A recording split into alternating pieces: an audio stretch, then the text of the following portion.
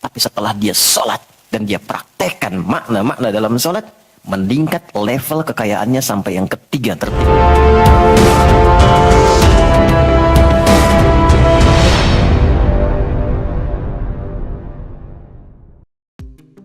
Jika ada hamba siapapun menunaikan sholat, aku nggak akan sia-siakan sholat yang dilakukan dengan imannya itu.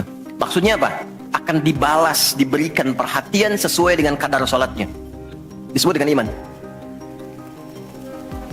Dan yang paling dahsyat, ketika seseorang sholat menghamba, kan gerakannya ruku, sujud, menghamba kan? Maka naik statusnya dari sekedar manusia biasa menjadi abdun. Teman-teman, ini rahasia besarnya. Perintahnya fa'budni, yang kita baca iyyaka na'budu, asal katanya dari kata abada, orangnya abdun, zamannya ibad. Dan tidak pernah disebutkan dalam Quran kata abdun kecuali untuk mengangkat derajat hamba di hadapan Allah. Contoh, Nabi Muhammad ketika peristiwa Isra dan Mi'raj dipanggilnya dengan nama apa? Quran surah 17 ayat 1. Subhanalladzi asra bi'abdihi. Tidak disebut nabi, tidak disebut rasul, tapi abdun. Nabi Sulaiman ketika diberikan kekuasaan besar, punya kedudukan yang hebat sampai menundukkan awan. Ya, sebelum Songgohan punya awan Kinton, Nabi Sulaiman sudah punya duluan. Suzuka Yatanabe tahun 96 kan, bikin komiknya. Saya nggak terlalu baca itu atau nonton, tapi saya tahu. Itu awan ditundukkan, angin bolak-balik. Ketika mendapatkan kedudukan itu, sifat yang disebutkan abdun, bukan nabi, bukan rasul. Quran surah 38 ayat 30. Wa wahabna li Dawuda Sulaiman ni'mal abdu. Oke, Nabi Zakaria alaihissalam ketika akan diangkat statusnya dari suami menjadi ayah dan sudah berharap tinggi, dikabulkan, naik status, diberikan anugerah, disebutnya dengan abdun. Quran surah 19 di ayat yang kedua. Dzikra rahmati rabbika abdahu Zakaria. Nabi Nuh diangkat status memimpin kelompok generasi manusia setelah Nabi Adam, naik ke kapal jadi pemimpin besar. Begitu diangkat, yang disebut statusnya abdun. Quran surah 17 ayat 3. Innahu kana abdan syakura. Kenapa disebutkan abdun? Abdun itu sifat penghambaan. Semakin tinggi ibadahnya, semakin tinggi pendekatannya ke Allah, semakin diangkat. Jadi dengan Allah itu, karena Allah Khalik, kita makhluk. Laisa kamitslihi syai', nggak sama sifatnya. Jadi kalau ke Allah itu jangan terlalu ngangkat. Kalau tinggi direndahkan, kalau rendah ditinggikan.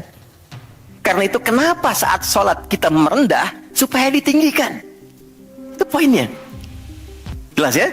Itulah sebabnya kenapa Nabi dijamin surga, turun surah Al-Kautsar itu satu-satunya Nabi yang sebelum wafat turun surganya, Rasulullah, dengan turunnya surah Al-Kautsar. Kenapa? Salah satunya karena ibadahnya. Coba lihat kesaksian Sayyidah Aisyah itu di Al-Bukhari nomor hadis 1147. Kedatangan tabi'in namanya Abu Salamah bin Abdurrahman, tanya bagaimana sholat malamnya Nabi. Kata Sayyidah Aisyah, jangan ditanya panjang dan khusyuknya, panjang dan bagusnya. Beliau memang sholatnya 4 rakaat di awal, tapi jangan tanya panjang dan bagusnya. Beberapa sahabat dulu pernah pengen tahu, penasaran. Diikuti sholat di belakang Nabi, ternyata rakaat pertamanya dikira Al-Baqarah 100 ayat akan ruku, ternyata disambungkan ke 286 ayat sampai selesai.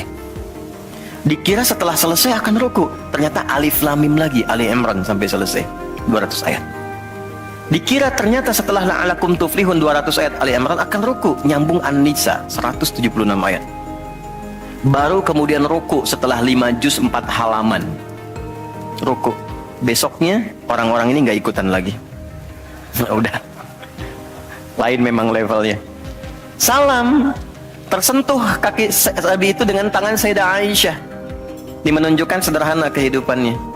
Bayangkan kan, suami sholat, istri tidur, nyentuh bagian kaki.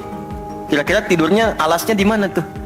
Nabi besar loh, ahli surga, hebat, pemimpin besar, kehidupan demikian. Tapi kalau sedang beramal kaya, sodakoh kaya, sholat kaya, kakinya bengkak. Kata Sayyidah Aisyah, kenapa begini ya Rasulullah? Alam takun madmuna, alam takun ma'suma. Engkau kan dijamin surga, surahnya sudah turun. Engkau dijaga dari kesalahan, maksum. Jawabannya ringan sekali. Afala akunu abdan syakura, abdun.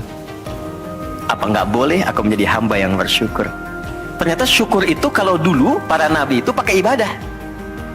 Jadi kalau dapat nikmat nih teman-teman, ini rahasia hari ini ya, di antara kita saja ya. Karena saya nggak bagi di yang lain nih, cuma di sini nih. Ya.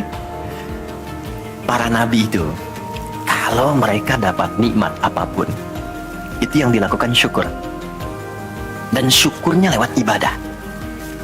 Contoh, biasa kan suka hadir ulang tahun ya, masuk ulang tahun kesekian. Nabi tiba-tiba hari Senin puasa.